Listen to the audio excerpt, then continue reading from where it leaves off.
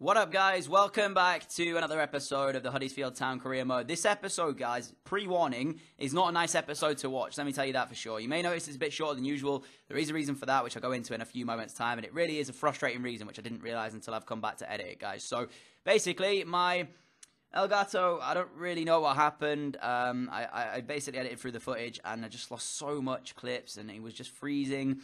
But the weird thing is that when I had the Elgato open on my computer and I could actually record it, I was looking at it and there wasn't a problem on my end. And then all of a sudden, as soon as I put it into my editing software, I went to edit it, the footage had basically gone weird. You'll see what happens anyway, guys. And yeah, to say the least, it's frustrating. I salvaged and did what I could with this footage here, guys, but hopefully you guys enjoy it. So as we kickstarted the episode off, we did end up rejecting an offer from Leicester to become their new manager over at the King Power Stadium. We declined that offer, chosen to stay at Huddersfield instead. And this game against Liverpool, I think, is okay. I don't think there's anything wrong with this initial footage here.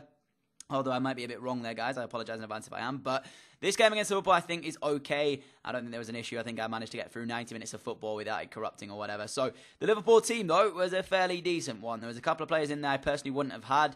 But in the end, it's a decent side from Klopp. And it's one that's going to cause a few issues if I let it cause me issues. So our team, on the other hand, was pretty strong as well.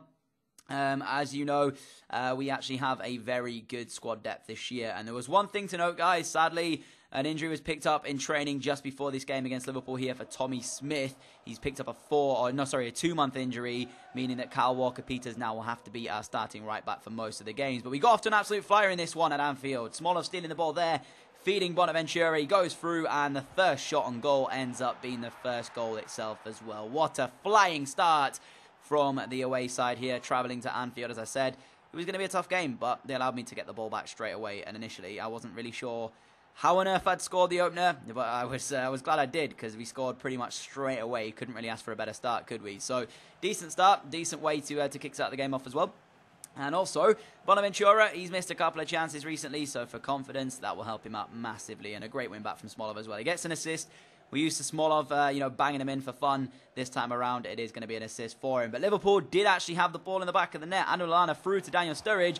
He scored. I saw nothing wrong with the play originally, and then I looked back at it. I was like, wait, that was very, very close there, and the assistant flagged up, but I don't know if it was onside or offside. But for the home side, it has been flagged as offside, and it will not count at Anfield. So it should have been 1-1, but actually the offside rule happens, and it means that it's still 1-0 to the away side, which is good for us, because of course we managed to hold on to it. And then 63 minutes in, Smolov exchanged with Rashford, great ball back, and I was so hoping that was going to go into the top corner of the goal. It would have been such a nice volley had it have done. Sadly, though, didn't manage it. And we ended up going through 90 minutes of football, and we came away with a 1-0 win. And as I said, went through 90 minutes without any issues towards the footage, without anything going wrong, which I'm mentioning because the next two games you're going to see in the episode is just a mess of footage, basically. I don't know what went wrong, guys, and I can only apologise in advance. Obviously, if you don't know, I'm now going back over to my other parents' house for a couple of days, so I won't be around to really salvage this. So I'm recording this literally a few hours before I go and go to my other parents' house, where there's no Xbox, no PC. So I'm basically going to put this out anyway, just to show you guys that these are the games I did play, tell you guys the results as to what happened, so you guys actually know what's happened, even if the footage itself isn't that salvageable. So I mean, we then had a game against AC Milan. There is a couple of sim games in between this game here and the final game of the episode, which we did sim a couple of them. I simmed against Stoke City and against Southampton. When we get to those, I'll tell you how we got on. So, I mean, this game started off fine. I looked at the recording editing software. I was like, okay, everything seems to be going pretty good. It doesn't make any sense as to why it would go wrong until this happened. And I don't really know exactly what went wrong, per se. Like, I don't know if it was, I might have had too many windows open on my PC and it affected it that way. Or it could have been something as simple as when I loaded it into the editing software, you have to wait a few minutes or kind of a little bit of time before you can start editing it. Maybe I didn't do that correctly. I don't know what went wrong, but I just know when I came back to edit it, it looked crazy. I thought I was losing my mind because there were so many jumpy bits, and I was like, wait, how did I get to this bit without seeing that bit? So we ended up taking the lead in the game, 37 minutes in. I mean, you can see what's happening, and then it stopped. Basically, what happened from this bit, guys, Rashford had the shot. It was saved by the goalkeeper, and then I think we got a corner from it, and then we ended up scoring from the corner, which you're about to see right now. I mean, you can hear the audio is completely fine because it's matched up with the game sound, and you can hit the fans celebrating, you just can't see it. So immediately after that, our number 4, Danny Caracho, wheels away because he's just scored a header from the corner, which, as I say, I couldn't basically get back. Now, I'm pretty sure I did manage to show you it. There is like a little bit of it afterwards. Now you can see from where the cross comes in, he then headers it goalwards and it goes in. So that's basically the goal itself. I don't know why it's doing what it did, and I apologise for it in advance. But yeah, it happens, you know. So unfortunately, there's not much I can do about it now. So we led the game by 1-0 against AC Milan, and it was looking like we were going to get another victory for ourselves. And then it was, I do believe, 90 minutes on the clock, and again, it just froze. And I was like, what on earth is going on? So pretty much, after I scored that goal with Caracho,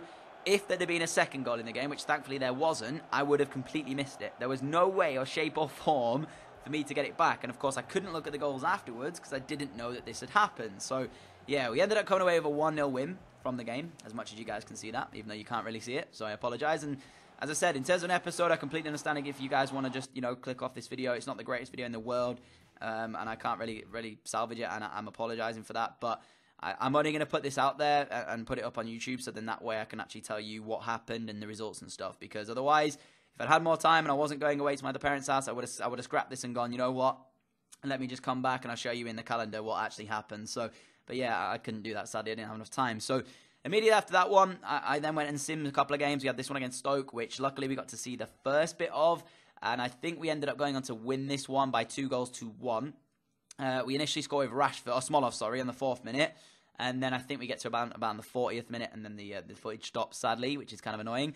And I'm pretty sure, as I say, we go on to win this 2-1. I think Rashford scored a second before they equalised. I think we were 2-0 up, and then Stoke ended up getting a goal back. So you saw there, we ended up in the 47th minute being a goal up, and as I say, couldn't really do anything about that. Then we sim this one against Southampton, which you can see the players warming up. The bar basically didn't move. I was like, what's going on? And then we join it on the 60th minute, already at 3-1 up in the game, which is just stupid. We get to the 90th minute, see that we win this one 3-1, and then it stops again. So again, I couldn't really show you anything else after that. But luckily, I got to show you the fact that we did come away with a 3-1 win. Rashford scoring in this one twice, a penalty and a normal shot. And then we went into the third and final game against PSG, which, again, wasn't the cleanest of games and wasn't the cleanest of footage, because, again, we had some issues with this one. But regardless, I'll talk you guys through it and try my best to give you guys what was happening during the game. So going into it, again, we were completely fine, which I don't understand, because if it was a genuine issue with the recording, I was imagining it should have happened quite a few times, you know, between going into the games, which it did, you know, a couple of times. So I'm totally stumped as to why it happened. So hopefully it is not a recurring theme. Hopefully my Elgato hasn't packed out, and hopefully I don't have to buy a new one, because that would be absolutely atrocious, seeing as though I only replaced this one, only got this one around about, I would say, maybe 4 months ago, 5 months ago. So if it is the Elgato packed in, that would be utterly stupid for me to have to replace it every 5 months, which is just going to be crazy if it is that. So hopefully it's not.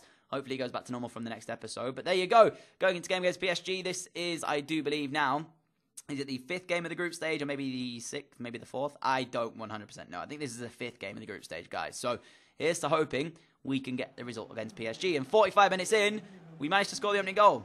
Now, again, the footage corrupted, so let me talk you through it. Basically, cross from the left-hand side was whipped in, and Aiden Hill, out of everybody, of course, he's 5'7", I think he is. He wins a header against Luke Shaw at the back post and ends up heading it into the back of the net, which luckily I do get to show you this one. I don't get to show you it right now because all you see is the footage stopping there, and then it cuts to him celebrating with the fans, which is frustrating. But luckily, I waited a few seconds after the halftime whistle had gone before going through to the next menu, so it does actually show you him winning the header and it going in. So there is him celebrating with the fans.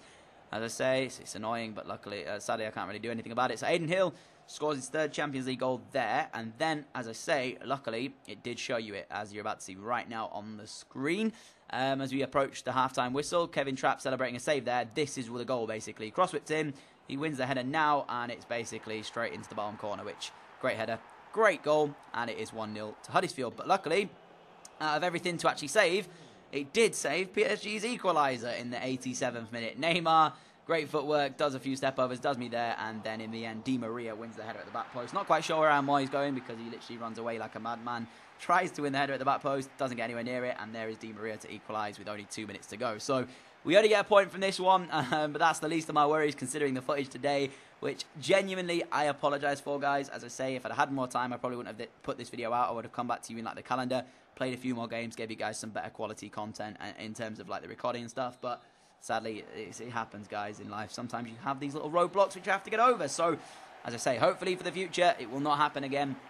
Hopefully Elgato stops doing what it was doing there, if it was the Elgato, and hopefully it's all fixed for the next episode. But regardless, guys, if by some miracle or some way you did enjoy the episode, then I guess I like Graham, would greatly appreciate it. Completely understand if you guys want to tune out of this one and didn't really watch it, but I only gave you, as I say, to let you guys know the results and stuff from the game. So that's it from me for today, guys. Hopefully I will see you all again at 4 PM UK time tomorrow for yet another video. Of course, this one was a 6 PM upload, and we should have one out at 4 PM just before this one went live. So catch you all again at 4 PM tomorrow, guys, for yet another video. My player career mode it will be, and hopefully you guys are still as hyped for that series as I am moving forward. Catch you all then, guys. Adios.